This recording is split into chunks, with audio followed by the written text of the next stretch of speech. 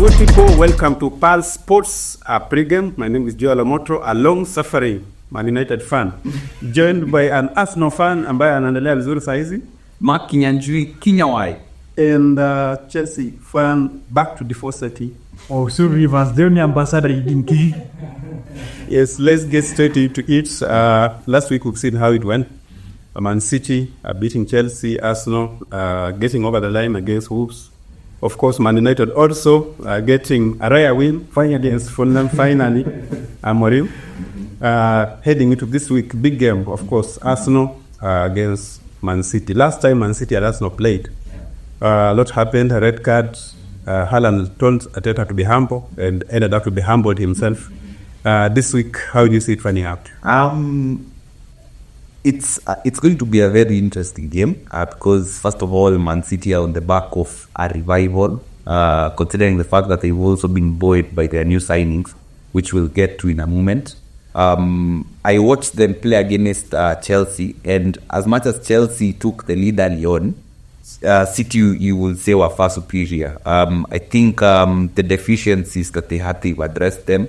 They had big injury problems, and right now, Pep is in a situation where he started to adapt, even going long at times, because he's realizing he needs results as soon as possible. Maybe it's the fact that as well he had off-pitch issues with regards to his family and divorcing his wife, which maybe may have affected his preparations. But right now, City look like they're getting back to default.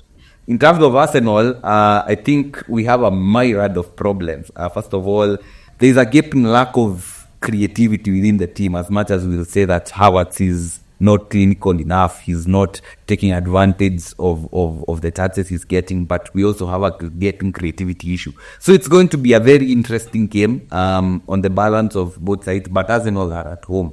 So for me, given the way things are going, I wouldn't be surprised if that game ended up in another 2-2 draw, just like it was in the first leg. But we'll get to the starting lineup in a moment.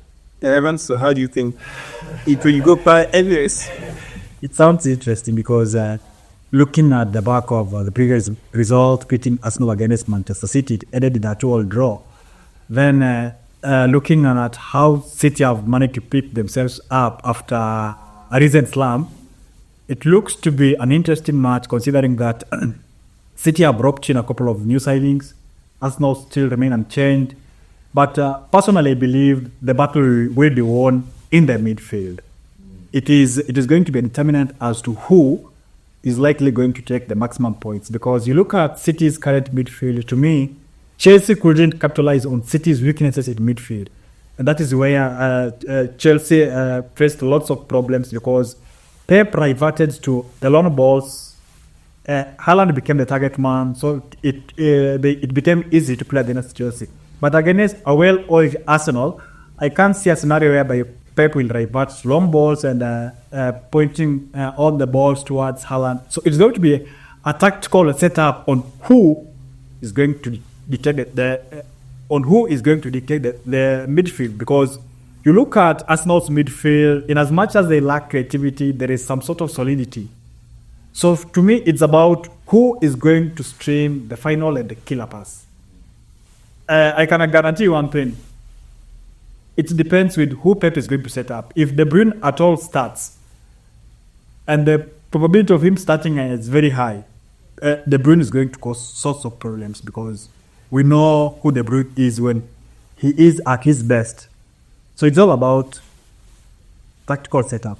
Yeah, I kind of feel Arsenal have an edge. Personally, I feel this coming from a Man United fan. Rare. I feel no. I mean, you could be right and wrong in equal measure because these are games that Arteta tend to get back to his winter cocoon, revert back to a defensive mindset, and that will play to City's advantage. For me, this is the right time to face City. It's not that City have recovered from their current slump. It's only that teams have forgotten how to deal with City from their own weaknesses. You look at them defensively, they're nowhere.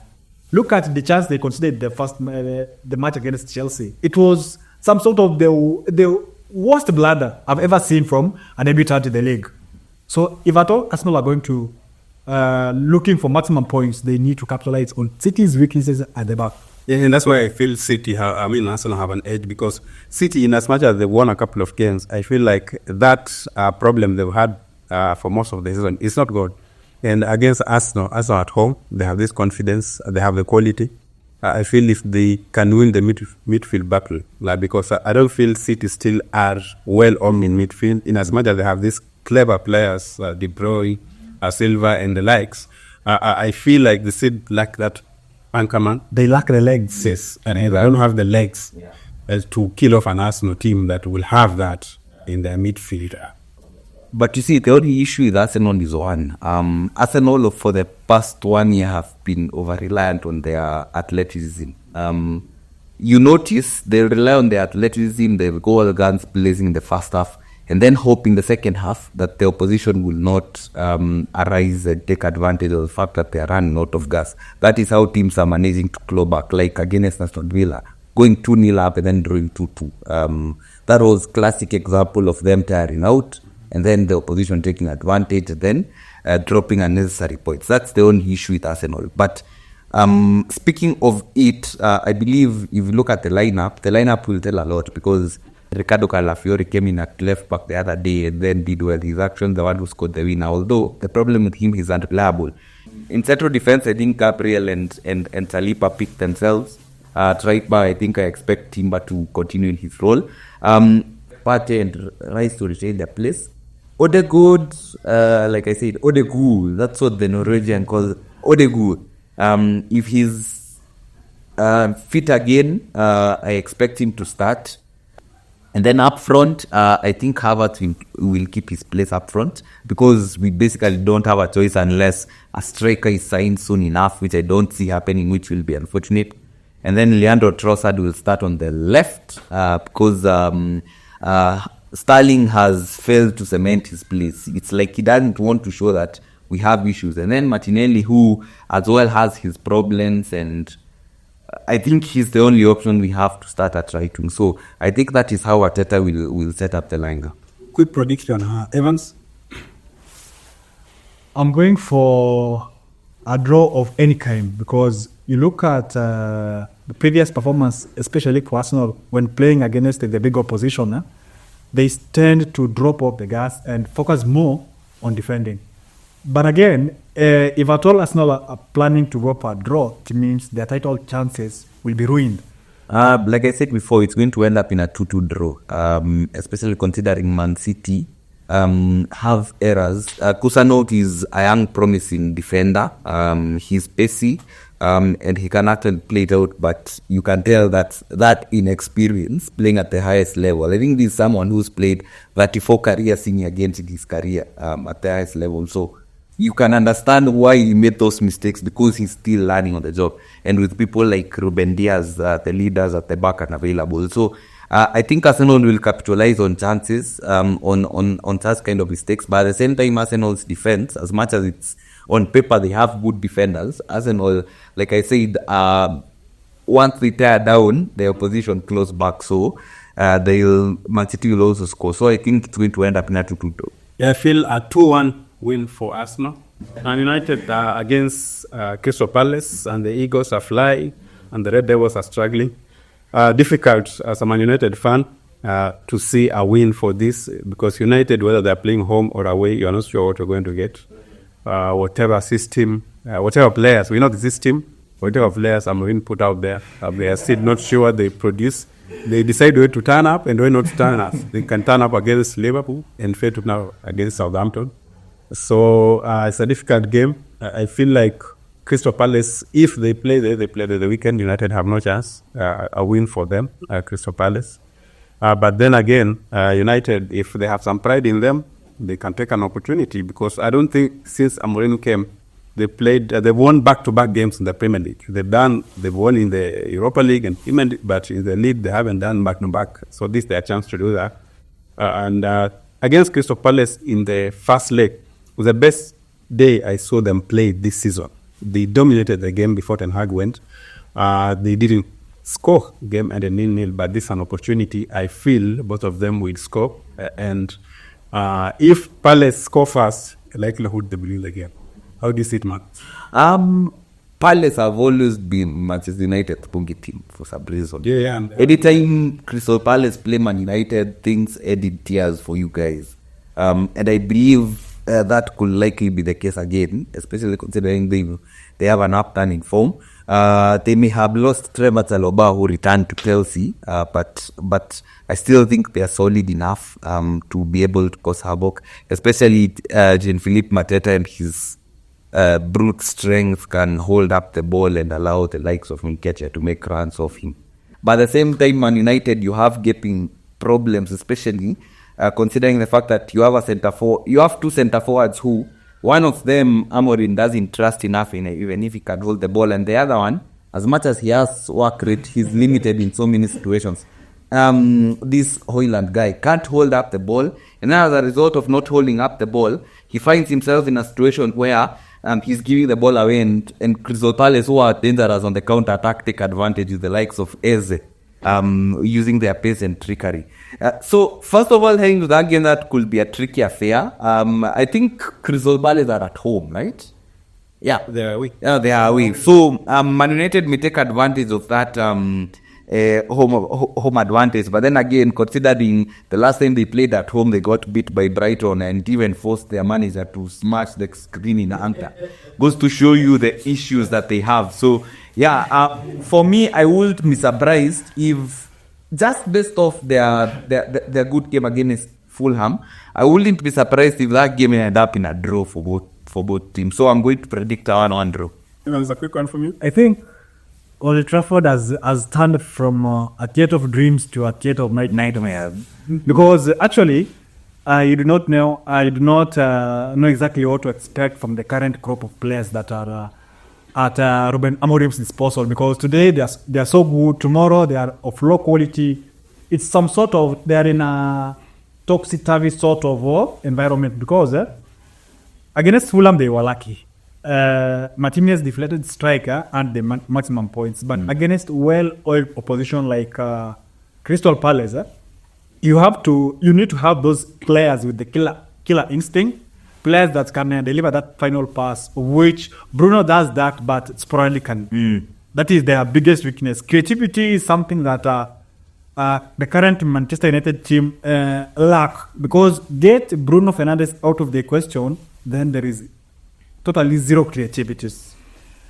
Looking at the head-to-head stats, United against Palace, as you just said, Palace has been a bogey team for United for some time, and I don't expect the trend to change, because Manchester, as much as they've improved in terms of possession and what, but their final pass and the result are not showing, because they've pitched 10th and page 2, and they pitched 10th on page 2, and the trend won't change against Palace. So I expect maybe United, the best for them will get draw, as it was in the first leg. Yeah, just before we get into Chelsea, perhaps I think United, we still retain most of the starting lineup against Fulham. So now in goal, Martinez, De Ligt, Maguire is into defense, back three, Mazraoui and Dallo are the wing backs, and before the Invati, then you get it to midfield, is Ugarte, I think main, then Bruno just ahead of them, and then you have Ahmad, you have I feel like Zaxi and Garnacho completing it. Right on cue on Chelsea, playing West Ham on London Derby on the Monday, final game of the week. Difficult one if you look at it. I mean, West Ham under a new coach, the Graham Potter. Chelsea have been up and down recently. Evans was telling us they are not ready to win the league, and we are wondering why they were not ready when they were number. Of which my fears were fully. Now they're number 6. I have to confirm that, but they have to win this game. Yeah. How do you see it turning up, Evans? First of all, I think I discredit Chelsea for 3 things. There is a lack of leadership in that team. Yes, that's true. 2, there is a lack of balance in that team. That's true. And 3, there are so many weaknesses that opposition now tend to exploit. lack of leadership. By lack of leadership, I mean that you look at the defensive unit; they look disjointed. Reece James is back, but defensive organization on the field, something that is really worrying for the Chelsea hierarchy, because this is a team that won 7 out of 8 matches in a row, and we felt like they could really give the title race, title contenders a run for their money. But all of a sudden, after just losing 2-3 matches, Chelsea are back to factory settings. Back to where they belong. No, we don't belong there. Where they should be. I think that is where we should be, because the team is not ripe enough to be competitive at the highest level. Then you look at our biggest problem again is the attacking firepower. Minus Palmer, the moment Palmer doesn't turn up, then it is as good as Chelsea as good as done. Because you look at the last couple of matches when Palmer has failed to live up to the billing of the match, Chelsea have it on. If you look at the squad Chelsea have, on paper, they have power. I mean, they want to let Nkunku go. They have Jackson. They have Sancho. That is a squad that is imbalanced. No, for me, I think there is what I'll mostly agree with him on is that lack of leadership. Because all those players on paper are players that are exciting, and we believe they are going to become good players. Chelsea fans believe once they pick, they're going to become unstoppable. But you can tell that there is a lack of situations where most of these players have experienced situations where, in-game situations where, when things are sticky, who's going to be the person who can carry them down? Like now, for example, against Manchester City the other day, they go ahead, and then the moment City equalize, panic stations are launched, and then people are held as the killer, including Robert Sanchez, who we were very critical of the other day, finding himself making a cardinal mistake. We told you not a world-class goalkeeper. No. You said we insisted that you guys needed a commanding goalkeeper, but you said he can learn on the job. But you see, he's being exposed to it. There is a reason that guy was excommunicated from Brighton. But that is a story for another. You are simply implying that he's another. No, I think his quality is, I don't think he has the personality and the capability to handle the pressure of a team with such a demanding fan base, because already the fans are already starting to grow impatient with him, and he has his lapses of concentration. Like that goal is the basics you were taught as an 8-year-old at the academy. I believe he came through before moving to Brighton. He at one point played in the Real Madrid and under 9s at that point. These are the basics you are taught as a youngster coming through the academy, and he's still making those kind of mistakes.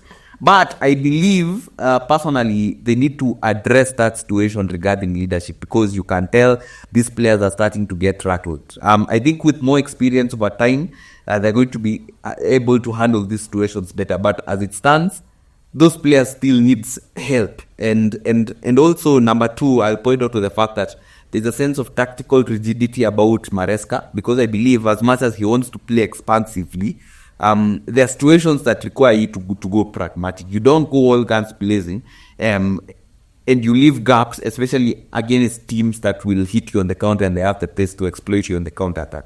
So those are the 2 biggest situations that they have, and they need to address them quickly enough if they're to stand a chance of making the Champions League places.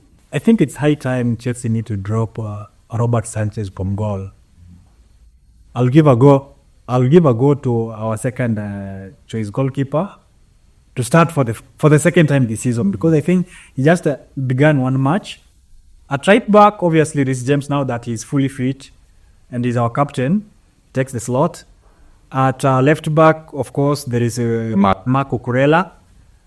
Our biggest issue is in the defensive. So who are you choosing for? Who are you choosing for even? Because Larry Colwill is good, but he's very erratic. I think I'll just stick with Colwill and the recently returned Chalobah as my central defensive pairing. Then my double pivot in midfield, I'll go with Enzo Fernandez and Moses Caicedo, the issue suspects. Further ahead of them, it will be Cole Palmer. On my right, I think it's high time we need to adjust on that plank a little bit. If you ask me, he's got a 17-year-old who's been playing in the Conference League. Yes, a nice young English raw talent, that I think it's high time we need to give him a chance. On the left, I'll go with this guy from Manchester United, Jadon Sancho. Is your player there? Yes.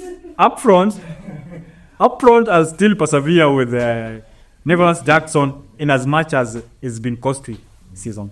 Yes. I give Chelsea a 2-1 win. 2-1 win as well for Chelsea. London derby, panic mode. A draw will favor Chelsea. Yeah, that's where we leave it from Pulse Sports. Bigger. I've been your host, Joel Omoto, joined by Mark Nyanjui Kinyawai. Zuru Evans, the Chelsea ambassador. Until next week. Adios.